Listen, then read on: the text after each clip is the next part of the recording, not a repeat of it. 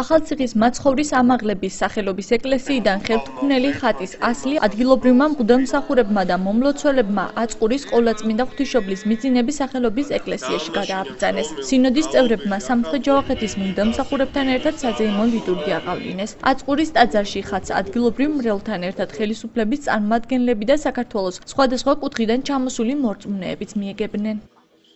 ულოცავს სულითა და გულით მთლიანად საქართველოს.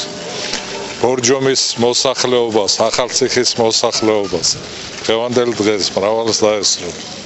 პირადად ჩემთვის ორმაგად ბედნიერი დღეა. მე ყველას მიულოცავ დღევანდელ დღეს. და ეს რომ მრავალ სიხარულით, სიყვარულით და სიყვარული გქონებოდეს, რომ ერთმანეთში გაგვიგოს. ერთმა პირველ რიგში პატრიარქს უსურვებ ჯანმრთელობას, ბედნიერებას, ძალიან დიდი მადლია მთელი საქართველოსთვის. ღმერთმა ყველას შეუწიროს. დღევანდელი დღის მნიშვნელობაზე საუბარი ზედმეტია, თავად ხედავთ მრევლის რა რაოდენობა არის აწყურში კონცენტრირებული, 3 დღე არის პატრიარქი ჩამობრძანებული ჩვენთან, ეს არის ჩვენთვის ძალიან დიდი პატივი, ძალიან დიდი სიხარული, ბედნიერება ყველა მორწმუნესთვის, მართლმადიდებელისთვის. ჩვენს ეპარქიაში შემობრძანდა ხატი ღვთისმშობლის, აწყურის ღვთისმშობლის ხატი, რომელიც ასევე დიდი მადლით შეუმტანია და ბედნიერია ყველა, მე მინდა ყველას კიდევ ერთხელ მიულოცო და ეს იქნება ალბათ დიდი სიხარულის დღე და ყველა გააძლიეროს.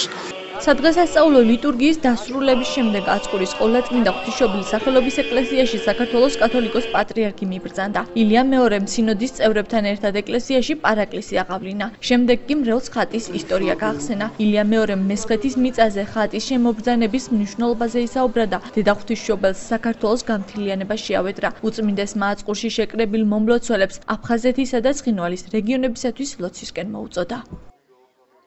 საქართველო გაბრწყინდება უკანასკნელ ჟამს. გაბრწყინდება იმიტომ, რომ საქართველო არის წილხვედრი ყოლაწმინდისა ღვთისმშობლისა. და დღეს ჩვენ ვხვდებით მუხმოდრეფილნი David ყოლაწმინდა ღვთისმშობელ დედას და შევთხოვთ მას ყოლაწმინდა ღვთისმშობელო ღმრთაფარე საქართველოს შენი კალთა. აწყურიდან უწმინდესი ეროვნულ სამოსში გამოწყობილმა და ცხენებზე ამხედრებულმა ახალგაზრდებმა დროშებითა და ყვავილებით გააცილეს. ილია მეორე ეპარქიას 11 მაისს სტუმრა და 3 დღის განმავლობაში ახალციხისა და ადიგენის მუნიციპალიტეტებში მდებარე ეკლესია-მონასტრები მოილოცა. მისი ეპარქიაში ვიზიტი დიდაჭარიდან ხელთუქმნელი ხატის ჩამობრძანებასა და ღვთისმშობლის კვირეულს დაემთხვა. დავხვდით უკვე ნამდვილად დიდი სიხარულია, ჩვენ ძალიან გვიხარია და პატარა ღონისძიებასავით მოვამზადეთ ასეთი გაცილება. პატარა მანძილზე ავაცილებთ პატრიარქს ცხენებით, ძველი სტილის ტანსაცმლით და ცხენებით და დროშებით.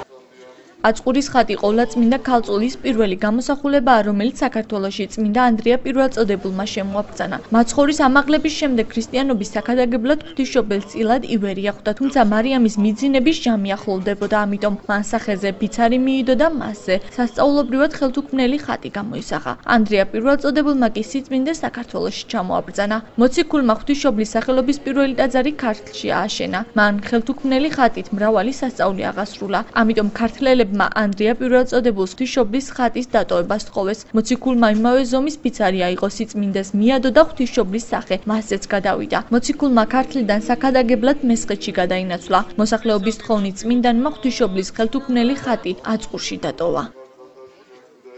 ღვთისმშობლის ხატი აწყურის სახელობის კვლავ დაბრუნდა თავის დაბრძანებაში.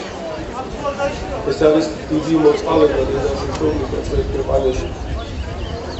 და მან კვლავინება მომდენება აწყურის საკათედრო ტაძარში, რომელიც ერთ-ერთი უძველესი საკათედრო ტაძარი იყო.